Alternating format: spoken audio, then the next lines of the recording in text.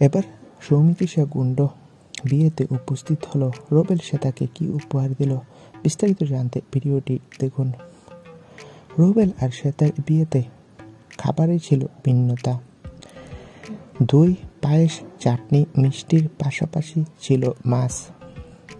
আর শীতের বেলায় কফি তো মাস্ট। শীতে কোনো কোল্ড ড্রিঙ্কস ছিল না। বিয়েতে অন্যরকমভাবে খাবার দিয়েছে সকল তারকাদের, আর সেটা সকলেরই নজর কেড়েছে। রুবেল আর শ্বেতার বিয়েতে উপস্থিত হয়েছিল বাংলা টেলিভিশনের অন্যতম অভিনেত্রী সৌমিত্রিষা কুণ্ড। সৌমিত্রিষা কুণ্ড বিয়েতে একটা দামি নেকলেস উপহার দিয়েছে অভিনেত্রী শ্বেতাকে।